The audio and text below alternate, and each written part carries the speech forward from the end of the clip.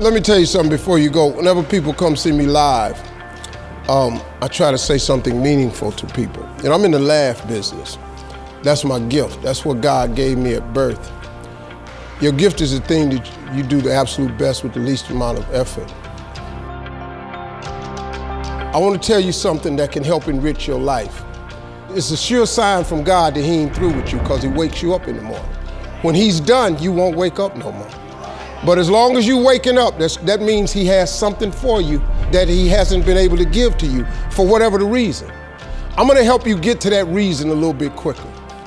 I want to tell you something that I learned that changed my life.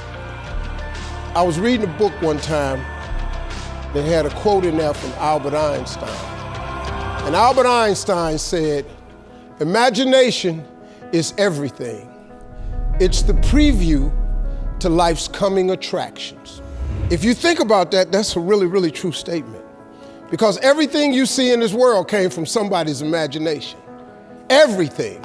Somebody was talking on the phone one day, on that wall phone, connected to the cord, and tried to walk, and it didn't go no further. And he wanted to just go outside and get something out the car. Somebody said, "You know what? I wish I could take this phone outside." Everybody in here got a cell phone. It was in somebody's imagination.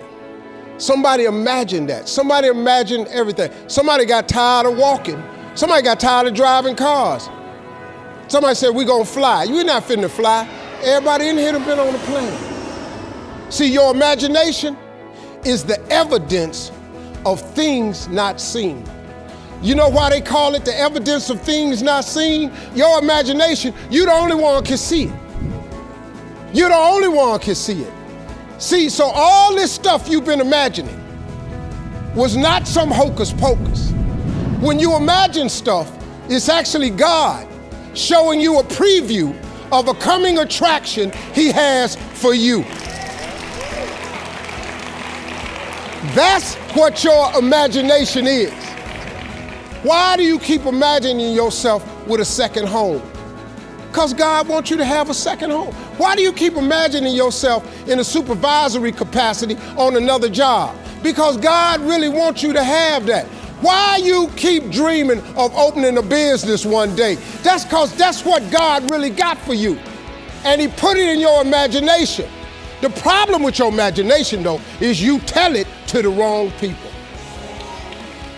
If you want to kill a big dream, tell it to a small-minded person. You can't, oh man. Think about this in your life. How many times have you had this really incredible idea and you took it to your family and your friends? You shared it with them and they shot it down. You know why they shot it down? Because they couldn't see it. Because God didn't put it in their imagination, He put it in yours. It was your evidence of things not seen. See, all this stuff you've been imagining, you ought to start working on it. Because that's what God really got for you. Your real life is in your imagination. I'm here to tell you that. You think I'm here by accident? I'm here because He put this in my imagination when I was 10. When I was 10, He showed me I was going to be on TV. That's all I ever wanted. The assignment when I was in the 6th grade was everybody write their name on a piece of paper and write what you want to be. You know what I wrote on my paper? I want to be on TV. Now, the problem I had, though, was I used to suffer with a serious stuttering problem. I couldn't talk outside my house. I stuttered for years. I flunked out of school. I'm on my 3rd marriage.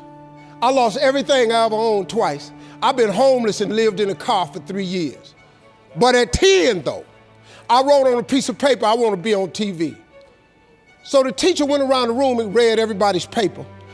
Had you stand up when she called your name. And the only assignment was your name and what you want to be. Doctor, lawyer, dentist, basketball player, football player. I wrote I want to be on TV. She saved me for last. She said, "Little Stevie, come to the front." Now I'm thinking, I'm going to the front because I got the best answer.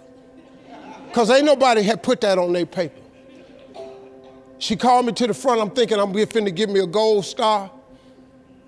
But I was wrong about that. She called me to the front to humiliate me. First of all, you know I can't talk. I suffered with stuttering stammer so bad, man. I couldn't talk at all.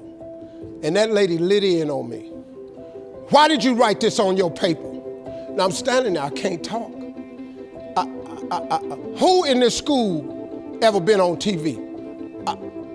Who in your family ever been on TV? Who in this neighborhood ever been on TV? I'm crushing, man. I'm standing there dying. She said, look at you standing there. You can't even talk. How they gonna put somebody like you on TV? So every Christmas, I send her a flat screen TV. Because I don't want her to miss me. I do not want her to miss not an episode of me.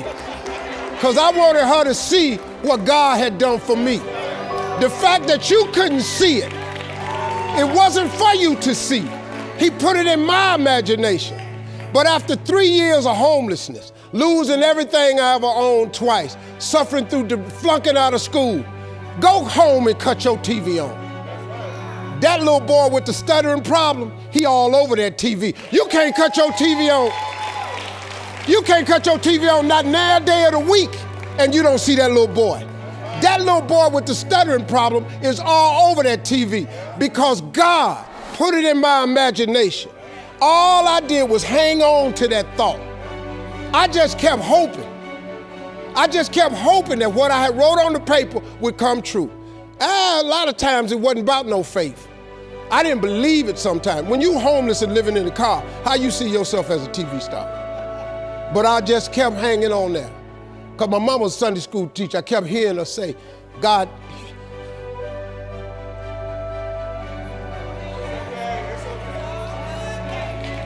God didn't bring you this far to leave you.